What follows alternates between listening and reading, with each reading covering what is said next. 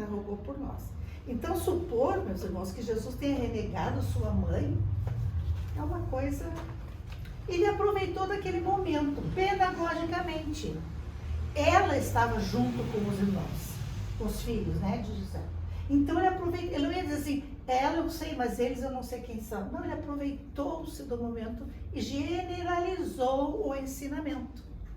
Ah, porque seria uma contradição, justamente para quem está nesse capítulo 14 como título, honrar pai e mãe. Ele não se contradiz, nós sim, mas ele jamais. Inclusive tem uma passagem muito linda no livro A Boa Nova, lá de Humberto de Campos, que fala do momento em que ele veio buscá-la na terra, no momento pouco antes dela desencarnar. Ele veio já para levá-la em espírito, uma passagem linda. Aliás, o livro Boa Nova é algo que nós tínhamos que ter na cabeceira da cama. Muito bem. Quanto tempo levamos para entender muitas de suas lições? Ou vou mudar a pergunta. Quanto tempo levaremos ainda para entender as suas lições? Como ainda é difícil compreender as suas palavras, que são sempre veladas, encobertas por muita alegoria. E por isso que a gente não pode ter só na letra, né? Temos que ver o espírito. Ele falava para crianças espirituais que éramos. E outra situação. Agora vamos para o item 8 deste capítulo 14. Quando Jesus também usa a chegada da sua família para nos ensinar entre a diferença de parentesco corporal e parentesco espiritual, ou laços sanguíneos e laços afetivos, é a mesma coisa. Vocês já pensaram e já viveram, eu sei disso, que nas nossas famílias tem aquelas pessoas que a gente adora estar perto, né? Aquelas que nos fazem bem, nos entendem, não complicam a nossa vida, né? Nos dão força sempre, basta um olhar, meia palavra já sintonizou. São pessoas com as quais a gente tem bastante afinidade, é fácil de viver. Não é verdade? Vocês não têm nas famílias de vocês? Eu tenho. E como a gente tem, né? Mas acontece também que lá na mesma família tem aqueles que a gente tem que respirar. Marido, filho, pai, irmão, tia, avô. Não importa, né? Filho, filha. A gente tem aquele cunhado, cunhada, sei lá. São os testes, né? São os testes. Há muita aversão às vezes, né? Há muita dificuldade em entrosamento, há muita dificuldade. E às vezes a gente ouve a pessoa dizer, a mãe ou o pai, mas essa criatura nem parece que é filho da mesma família, nem parece ser da mesma família, olha que diferente que é. E não é da mesma família. Veio pelos laços sanguíneos, nasceu naquele lar, porque aquele lar ia lhe oferecer condições para resgatar a sua história. Mas não tem, na verdade, nenhum parentesco, e às vezes não tem mesmo. Veio ali para aprender, ou então às vezes até para ensinar, no convívio daqueles que se responsabilizaram por amá-lo e conduzir aquele espírito para o bem. Porque quando os pais geram um filho, meus irmãos, o que eles estão fazendo? Eles estão oferecendo um corpo físico para um espírito habitar por um determinado tempo e cumprir sua tarefa. Correto? Então, o corpo do filho, ele procede, ele vem do pai e da mãe, mas o espírito não. O espírito já existia há muito tempo, né?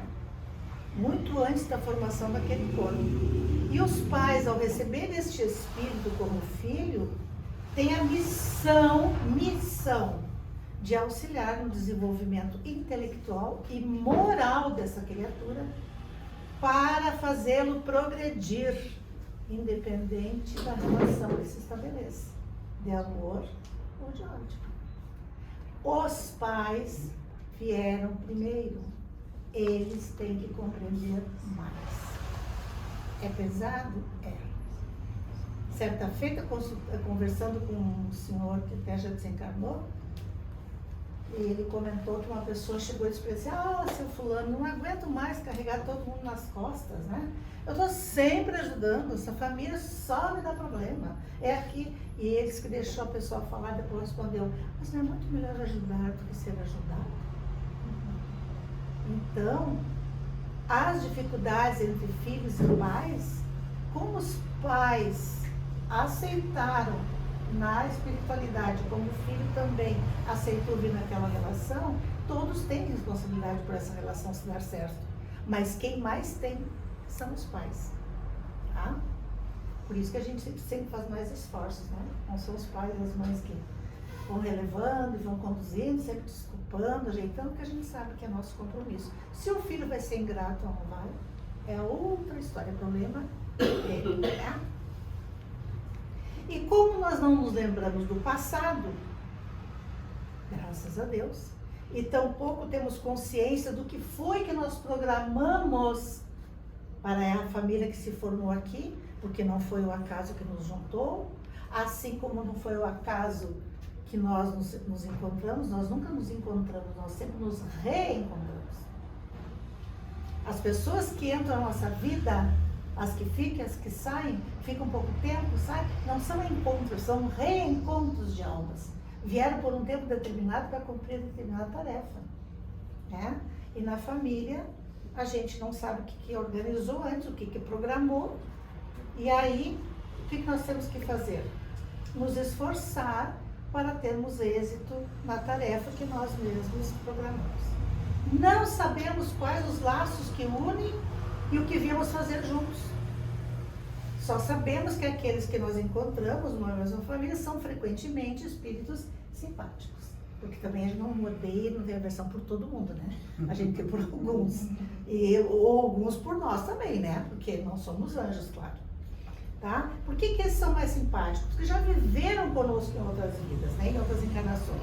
E isso vai se traduzir pela afeição que compartilha. Então, com esses que a gente tem afinidade, que são motivo de bem-estar, esses são os nossos afetos. São os laços que às vezes não são só de sangue, porque os encontramos também fora da família sanguínea. Isso quer dizer o quê?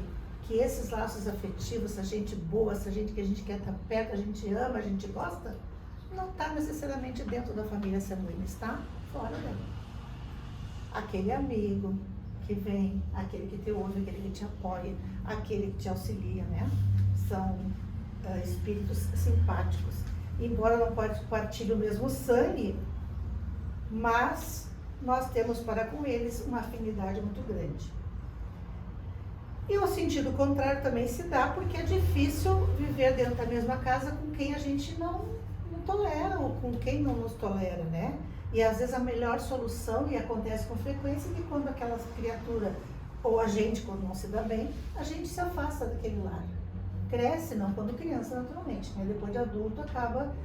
Os laços se desfazem, às vezes, os laços sanguíneos, gente, nessa mesma existência. E às vezes é um filho que sai e nunca mais volta. Eu conheço casos de filhos que foram criados, se tornaram adultos, foram cuidar da vida e nunca mais voltaram. E isso dentro da minha família, dos meus familiares. Nunca mais voltou, nem quando o pai morreu, nem quando o pai ficou doente. Que laço sanguíneo é esse? No entanto, tinha quem não tinha laço nenhum que ficou com ele, com aquele casal até o fim. Né? É a história de cada um. Então, por isso que o nosso lar é chamado de cadinho. E eu fui pesquisar o que era o tal de cadinho, porque eu nunca tinha me preocupado. Eu também já fiz isso. Tanta história que o lar é um cadinho. O que é um cadinho? Um ambiente de transformação. Ambiente de transformação. De aprendizado e purificação espiritual. Porque tu pode fugir de quem tu não gosta na rua. Atravessa a rua, faz que não vê, te esconde. Porque é melhor assim, às vezes. Para não piorar a situação, é melhor se afastar e deixar para uma próxima encarnação, ver se a gente vem um pouquinho melhor. Mas dentro da casa, do lar, não tem como tu fugir. tu é obrigado a conviver, a não ser que tu te afaste para sempre, né? Então, o que nós temos que fazer diante disso? Orar muito, né? Fazer tudo o que nós pudermos para amenizar esses atritos. Rogar ajuda do alto, porque às vezes é só Deus na causa, né? Para nos ajudar. Pois nós não sabemos quem deve para quem. Aí está o X da questão. Nessa animosidade, nesse conflito, está a dúvida. Por quê? Quem foi o algoz e quem foi a vítima nessa relação? Vocês já imaginaram quando nós desencarnarmos e a nossa vida nos for apresentada? E nós percebermos que aquele fulano que me atazanava, ou aquela fulana, era justamente a quem eu devia muito. Qual dos dois é o algoz? Nós não sabemos, né? E se fomos nós que caluniamos, que ofendemos, que maltratamos, que roubamos e até mesmo matamos aquela criatura? Como vai ser quando eu descobrir isso? Não vai ficar na minha cabeça. Por isso, os nossos esforços, acima do normal, o socorro do alto que a gente tem que ter, ajuda, prece, né? Receber um passe, estudar para entender, porque é isso que vai nos libertar, certo? E esses que nos fazem bem, esses a gente tem que agradecer a Deus, porque são nossos parentes espirituais. São aqueles queridos e que nos aguardam, que às vezes não reencarnam simultaneamente conosco, estão em outro plano nos auxiliando, nos ajudando, e às vezes têm a permissão até para nos receber quando nós desencarnamos. Que é o que eu sempre digo para minha turma: quando eu morrer, eu quero pelo menos um rostinho conhecido que venha dizer: vem, Marta, fica tranquilo, tá bem. Meu medo é esse, de não ver, né? Já pensou? Porque nós temos não sei se é bom ou não é bom, mas a gente acha que a gente sempre está fazendo tudo certo, né? Que nós não estamos errando, nós não estamos mais matando, né? Não estamos mais esfaqueando ninguém, não estamos mais roubando, né? Mas sabe-se lá qual é o nosso comprometimento. Então nós devemos a quem esse conhecimento, esse entendimento, que é a nossa proposta de hoje?